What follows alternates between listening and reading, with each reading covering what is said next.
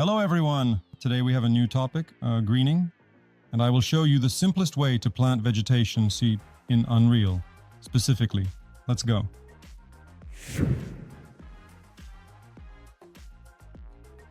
Now we move on to painting with our foliage painter. Here we have selection mode. Last time we went over landscape with you, and now we have Shift F3, Shift 3, which is foliage. What does it most resemble? It's like some kind of coloring book, I would say.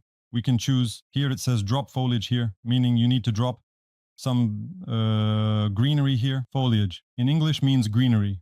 I downloaded from the Fab.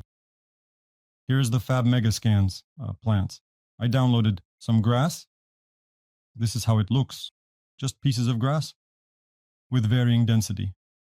There is a slightly larger circle with grass, a slightly smaller and less dense one, and a third, narrower one that can be used to plant. For example, in very narrow spaces between, say, paving stones and so on. Here it is. And what do we do? There are two options. If, for example, these are already megascans from the Fab, we have a folder called Foliage Type along with them. What this is, I will explain in a minute, but we can immediately drag that foliage type here. And if there is no such folder, for example, if you exported something from 3ds Max, then you simply drag that geometry here, like grass, and it didn't ask anything, because, let me demonstrate. I'll just take some piece of geometry, some furniture, for example. Now, anything, it doesn't matter when I upload it. Well, it means it creates automatically. It might ask like what is not currently created for that object. For example, if you upload grass, once you upload it, it immediately asks where to save such a file. This is called foliage type. What is it? When we open it, we see a bunch of settings here. This is a copy. Everything will close. This is a copy of the settings for that painting, which we will now use to plant our plants. When I select the plant that I added, we have all sorts of settings here for how we paint with it. And all those settings are simply saved in that foliage type. And if you haven't yet added any geometry to this foliage painter in your file, here in this window, it will simply ask where to save the file. That will store all the settings for how we paint our grass. So we added it by default. I chose one. The first thing is the size of the brush we are painting with, like this. The second is the density. Now it's set to 0.5. Setting it to 1 makes it denser. Such grass. And the third is also the density of erasing. That is, if we have drawn something and want to erase it, we press Shift and erase with Shift. Now let me add another type of grass as an example. Let's choose something completely different, so the difference is visible. I think this one will be okay. I added it. Now we have two. Look, there are two, and each of them has its own settings. Now we will talk more specifically about the settings. I'll show you. You see, when I hover over them, check marks appear next to them. This means that we will now be drawing with both. So I am drawing, and it's 50-50. Planting two types of grass. One is kind of light green. The other is more green. It plants them, mixes them somehow in its own unique way. And look, if we, for example, want to erase only one, we just uncheck one box, and it will then erase only the one that is checked. So I press Shift, start erasing, and it erases only the larger one, leaving the one from which we removed the check. That's it. We've erased all the rest, and we see that there's still one left, not somewhere, because there's a 1 here. Here's a note of how many separate patches of grass you have planted. Right now, there are 1,470, and there's still one. left somewhere, which I didn't erase. There at the end, it's all 0. This is how the planting looks. Now, regarding the settings. For example, let's plant only this one, the first one. We select it. Here it shows which mesh we have selected, meaning what we are drawing with. A little lower we go down, there's how many pieces will we plant per thousand units? What units are, it's hard for me to say. It's not 1 meter by 1 meter. And it's not 10 meters by 10 meters. So these are some kind of unreal units. In general, it looks like this. I always click, it's not enough. And, oh mom, sorry. I set a higher density, 500. Click. It seems enough because now I'll mix it a bit more and it will be enough to cover it, to cover the surface. Plus, remember that, well, now we have a gray base. It looks one way. If you add some texture of grass or soil underneath, it will look much better. And not so, well, the holes. Plus they add realism. But if you need to plant it really densely, then we set, for example, 1,000. Click, and we already have a thicker, very dense lawn. Next, we have the radius. The radius is when we, for example, want to plant trees and they have a canopy, we can specify the radius so that they don't overlap too much. We need the grass to overlap because it's a patch of grass and we need it to intersect with each other. So the radius is set to 0. If we set a radius, for example, let's set it to 100. If we click, we see that space RCC appears between them because from center to center, it can leave a minimum of 100 centimeters. Well, I always leave it at 0. It's easier to reduce this density, and thereby create fewer blades of grass or trees, depending on what we are drawing. So next, we skip single instance mode. Next, we have a cool feature, which is the scale. Here, you can choose the scale separately for X, Y, and Z.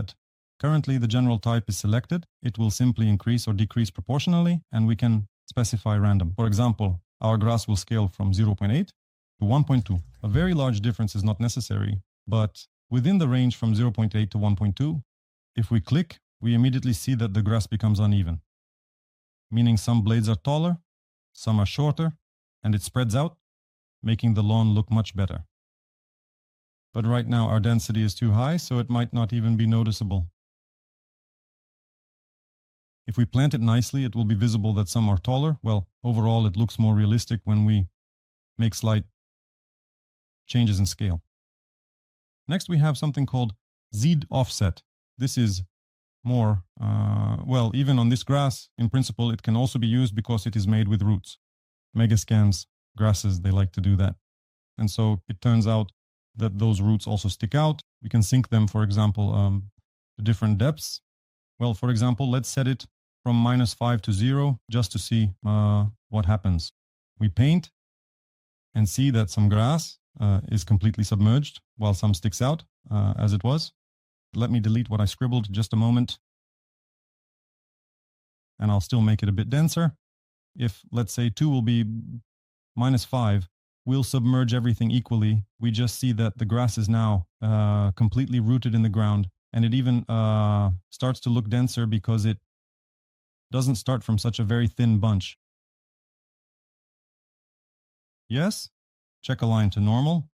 This is more for trees because grass generally grows on slopes and sticks out to the side. But trees, if we take a tree here and place it, let me take one 3D graphics and its various applications. We have a tree.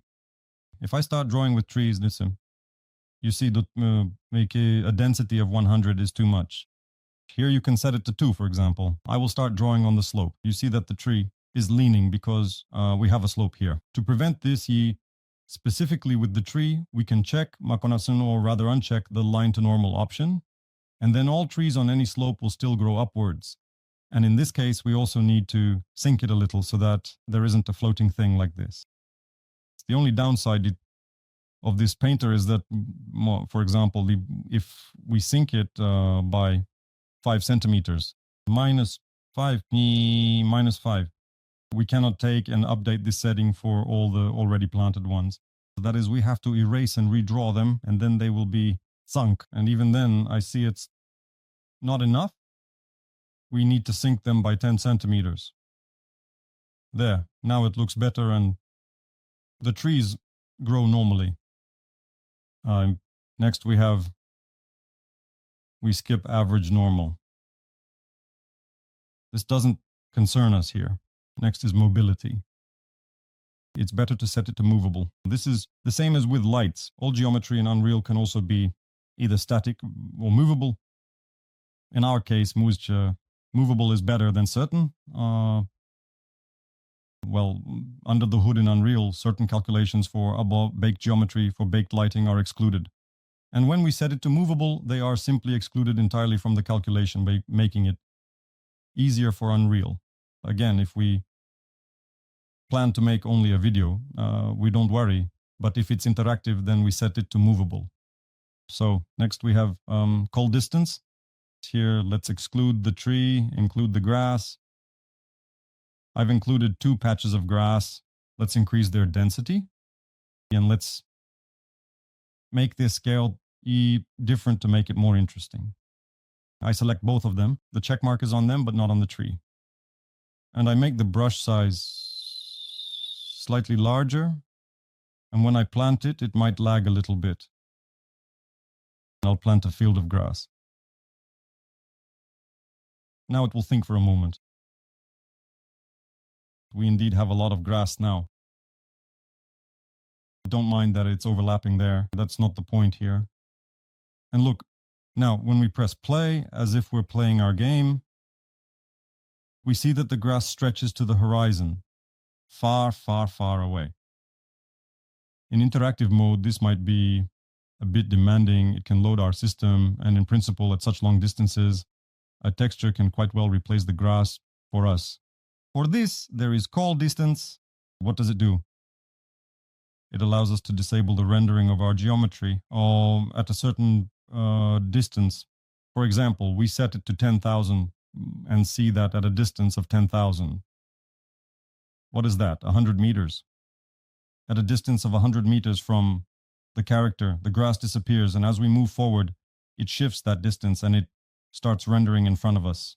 It simply renders up to a distance of 100 meters in any direction around the character. Well, here we just have the edge where we were rendering. So as I move away into the sky, it just disappears, disappears, disappears.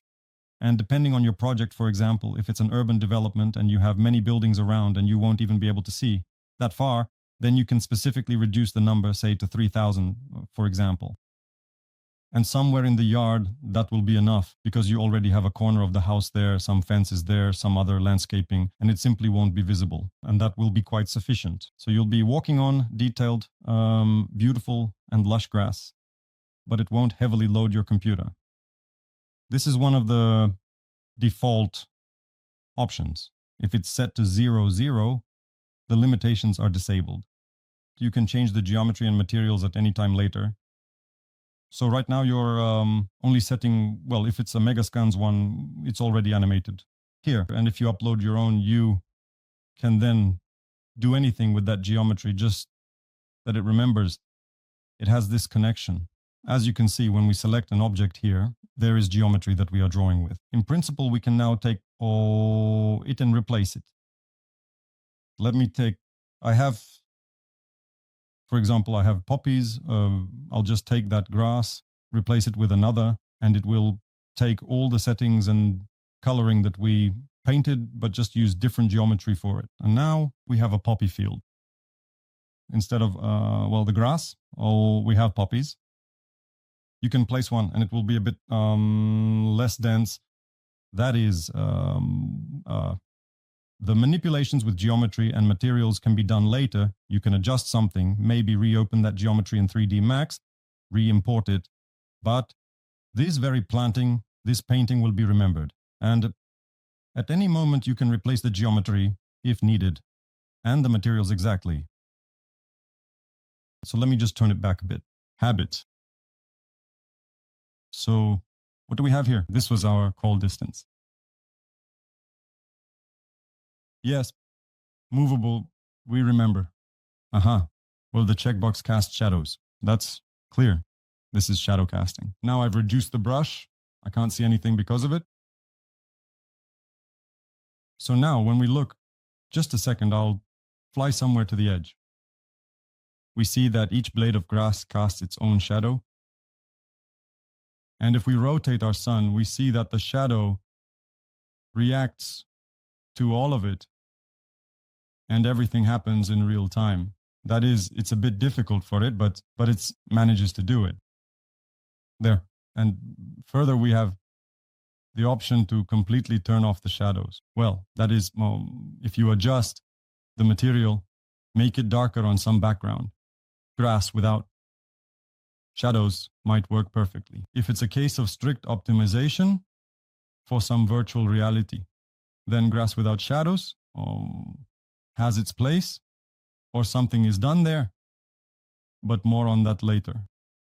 They replace it, simply part will be without shadows, part with shadows, and then it looks more or less okay. For example, we currently have two types of grass planted, and if I remove the shadow casting from one type, the overall picture won't change much. But the FPS will almost double, because half of the geometry doesn't cast shadows, yet the other half provides enough shadows for the grass to look okay. Well, those are some tricks for later. Next, there are these checkboxes to cast dynamic shadows. So when we click, the dynamic shadows will disappear. If you have animation, then obviously the shadows will disappear. If you have animation, the shadows will disappear completely because, well, if you have a tree or grass moving, it's considered a dynamic shadow. Contact shadows don't concern us. You can uncheck the box. Static shadows don't concern us either. You can safely uncheck the box. Then a very important setting. Now I'll find it where it is. Here in advanced. Yes, look, there are also lighting channels here, if needed. You already know that they are also used for illuminating certain, well, to do art direction, as we have already discussed. For example, in night shadows, you need to illuminate a tree. But actually, if you place a regular lamp, it will also shine on the wall. You don't need that, so you just place this, another channel on the light in the tree. And the wall won't receive light, but the tree will. So remember that you have this option. And it's a very important setting, specifically for optimization. Look, I'll show you now. We have a planted field. There are currently some glitches with the shadows. Let's not pay attention to that. And I'll turn on the frames per second. On my 4090, with this density in grass without nanites, it's 38 to 40 frames, give or take. Now look, here I've opened the advanced tab, and a setting called Shadow Cache has appeared. Invalidation behavior, well, like how the shadow behaves. And if the shadow is moving, it somehow collects it into a certain file. And generally, if it's set to auto, meaning Unreal decides on its own what to do with each blade of grass, it gets loaded. So right now, well, it doesn't reach 40, it's 39 to 40 FPS. Look, I'm changing this auto to static. Immediately it became 60 frames, but nothing changed. So everything remained as it was. Everything is in this shadow. It's just that right now, it's lagging for some reason. Overall, it became 60 frames. And I think this project is locked at 60 frames here. Because even in an empty scene, you see, it's 60. It doesn't go higher, meaning it could have gone higher.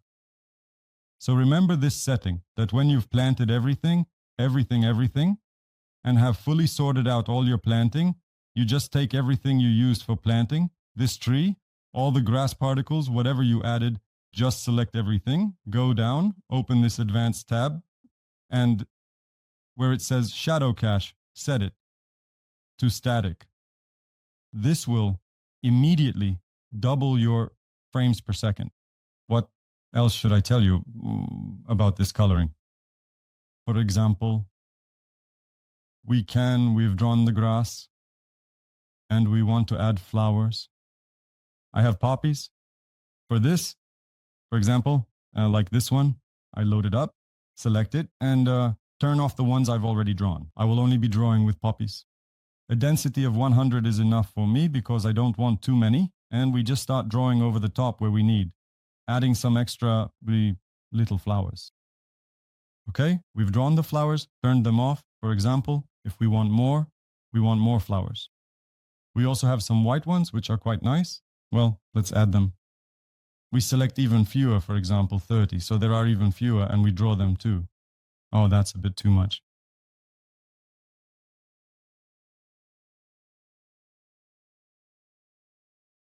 Rarely. It was simply preserved. The poppy was highlighted. That's it. They painted with those flowers. We can add something else. That is, for example, if you want to dilute the grass a little so that in certain places it is taller, we turn off everything we have here, go into some grass. And what do we have here? Some tall grass, I see. Let's throw it in. We start with it. Well, it probably needs to be denser. Maybe make it 500. It's not visible currently. At the moment, we need to go down or simply increase its scale a bit. Oh, it immediately becomes visible. Some even taller grass appears. So you can paint in layers gradually, carefully, and thoughtfully in this manner until you reach a result you like. And then continue. And that's it. You exit the foliage. Painter and your area is already planted. So here, for example, you can plant larger areas, probably using that to spread out. Because if you have some kind of flower bed, you'll be arranging everything more or less by hand. And there's not much difference between what I will. Let me fly over to some wasteland. Whether you will be pulling out blades of grass one by one like this, it won't affect the performance or FPS in any way. So it's simple because these are all instances. So we have geometry in our content browser, and everything we place in the scene are all instances. And here, all of this is also instances. And there's no difference whether we manually pull and arrange something. Why is there no difference? Because we return to foliage. Look, and I'll explain the rest of the buttons. Paint, we understand, is used to paint with the selected objects. Next, we have select. What does select do? It allows you to select any blade of grass and move it wherever you need. That's why I say there's no significant difference between placing them manually or planting them, because we can still take them with our hands and move them wherever we need. There you go. All selects everything we've planted, but of a specific type. So right now we have the grass selected. Just as I already showed, we also have remove, which selects everything. We don't press it. Right? Where is it? Erase there. Erase will only delete those that are checked. Right now the check mark is on this tall grass. It will erase it. So everything else will not be erased. We planted this tall grass here. We'll just go over it and it will erase it. Now, I'll show fill. We go to our house geometry. Fill is filling. I have the geometry a bit poorly prepared for this case, but it's not a big deal. Let me select just this patch of grass density. We take the fill. Why do I say the geometry is poorly prepared? Because all the grass around the house is a single object. Well, in principle, it might be okay, but it would be better to break it into separate parts. So we go to foliage, go to fill, choose what to use, and just click on a piece of geometry, and it fills it according to, well, the geometry itself. The only thing is you need to look at the size of the grass patch. If that size is large, it might go beyond the lines you need. For example, here, if I highlight the ground, I have these concrete sort of lines from the foundation. I don't know what it was on the house, but it covered them because simply the patches of grass are wide enough, and it turns out that a patch of grass is kind of on the edge here, which is grass, but its radius extends. And to avoid this, well, there's no special solution. We can pour it ourselves, and we can click. If we lack density, we can click again. It will add grass, making it denser. And we have two options. For example, we have this line again. What do? We take the erase tool, select it, and make some small marks, for example, with a very small brush. Well, okay, not that small. Advised, 20.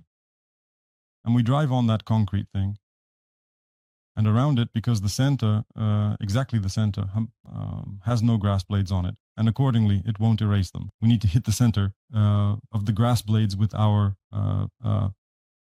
eraser. We remove all this stuff for ourselves.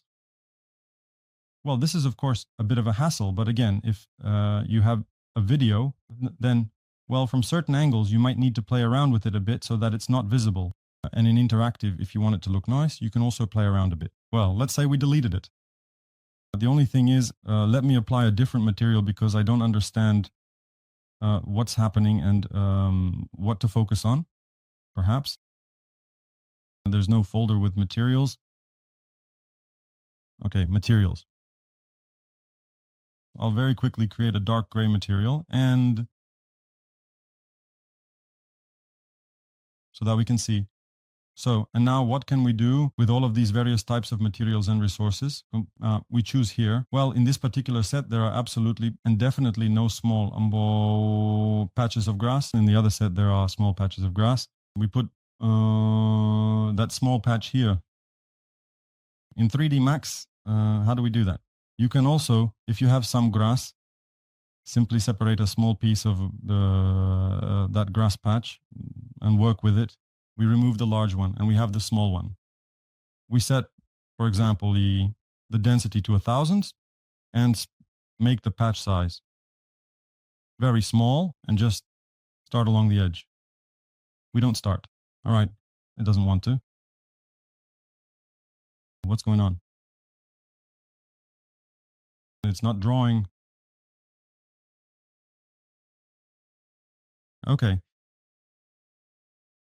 Now, I'm drawing with the eraser. All right. So I selected the brush and just start going along the line with those small ones. This is just from a different collection and they have different materials. So it stands out that it's different. But if they had the same material, yes, here it's already too much. More, you can even reduce the brush size and generally just go over it and draw yourself a thin line. My mouse is jumping a lot because everything is lagging. I don't understand why. Well, I think you got the idea. So you adjust with the smallest piece of grass and just go very close to. With Shift, of course, you can delete those that have rudely popped out. This one popped out here. It can be deleted, but for some reason it doesn't delete. Well, okay, but it's a bit too big. So after all, I took the wrong set of grass. I had some smaller patches somewhere, like these. Like these. I need to find some really tiny and small ones, or well, you know, more frequently than not, I do this. If I have grass from Max 3, I just cut off a piece from it. Or I have also prepared it several times in 3D Max. I've taken that particular patch of grass and simply spread it out in a line. And then with those lines, if I needed to, I would plant them manually. Yes, it's a bit of a tedious job, but later it will look really great. And, well, it will be such a pleasure to look at it all. So let's go back. I'll tell you what else is here. Okay, So paint, lasso. Lasso is for selection. That is, well, like a lasso. It's just, again, a brush that we use to draw. And wherever we press, it simply selects that part. And we can either delete it or, well, delete it. This is our lasso. So deselect, we can also select a part and then use deselect to remove the selection from another part. Well, here it's just that this foliage painter, foliage mode, I would call it somewhat destructive in the sense that if we've already done something, to change it, we need to delete it and then redraw it, so it is destructive. And now I will show the second method. It will be less destructive, although, again, on the one hand, not as flexible. That is, in the second method, we won't be able to select an individual tree and move it slightly. Yes, and the single tool is also something that allows you not to extract one by one from here, but to click specifically with the mouse. Well, simply, yes, we are in the air at 20 centimeters. We click with the mouse and that piece of grass appears in that spot, but let's reduce the scale. So this is individually, roughly speaking, you can use the single tool and individually selected element. Click, click, click, like, and it appears there, just so you don't have to extract it from the content browser every time. Basically, that's all for the foliage painter. So again, we just select everything except the tree, like this, and just fill it. Now, I'll just check to make sure there aren't any wild settings. We definitely don't need 5,000. So I'll just click and it will fill. With that grass, we'll make a field. Just with one click, we set it up here. This is how simple vegetation placement looks in Unreal. In the next session, I will tell you about procedural content generation. It also allows for vegetation placement and more, so subscribe so you don't miss it. And give us a like. And as always, see you in the next one.